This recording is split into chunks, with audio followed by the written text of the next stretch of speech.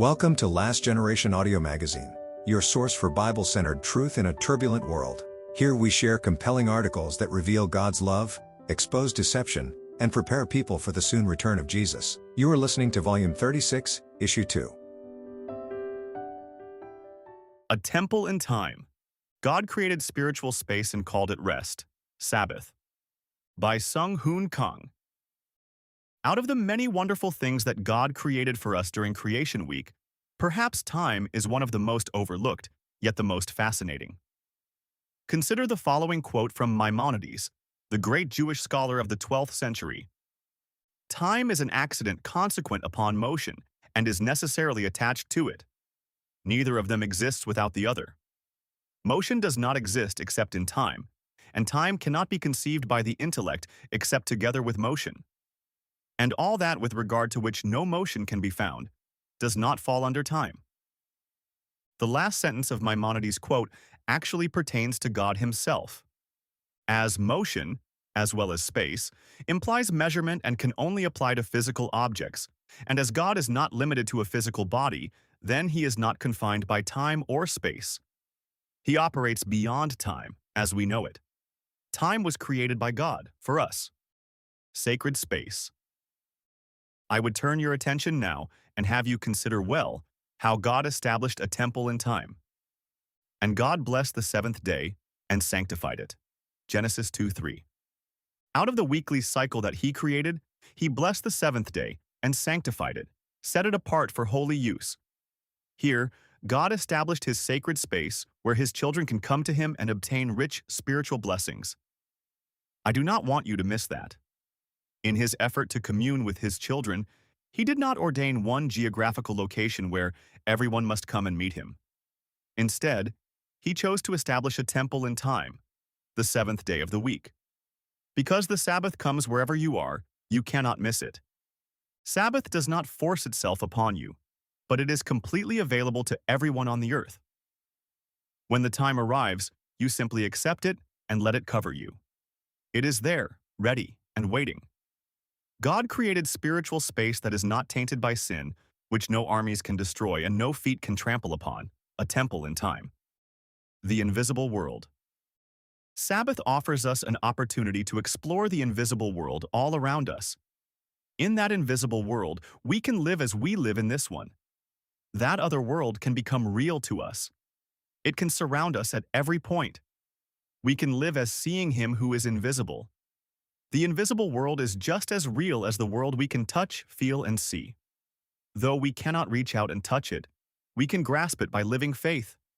Each time we talk to God, each time we open the Bible, each time we contemplate upon him, we enter into the invisible world.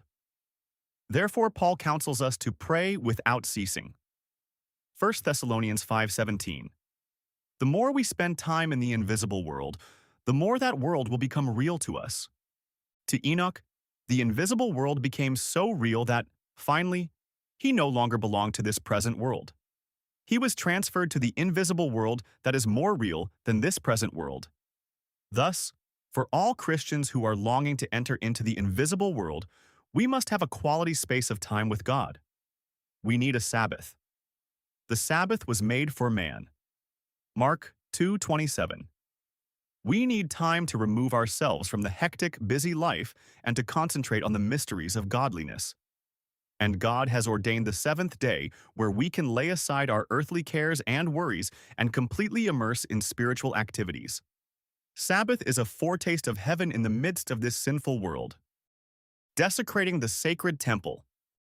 Now, let's go back to our temple in time. God has given us instructions for accessing that sacred temple. In Exodus 28-11, it reads, "Remember the Sabbath day, to keep it holy.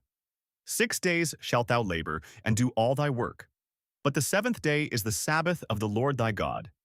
In it thou shalt not do any work, thou, nor thy son, nor thy daughter, thy manservant, nor thy maidservant, nor thy cattle, nor thy stranger that is within thy gates.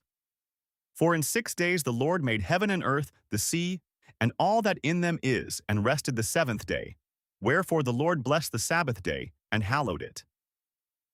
We have casually read this commandment, and we have come to equate Sabbath with physical resting, And maybe that is why in our busy culture, Sabbath is no longer respected. We are told the Sabbath story of God creating the world in 6 days and resting on the seventh. The story has us imagine God physically laboring to create the physical world and, exhausted from the physical work, finally sitting down on the seventh day to take a rest. But we know this is a myth.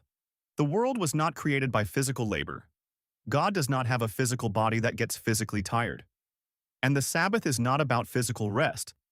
The Sabbath is about utter absorption in God.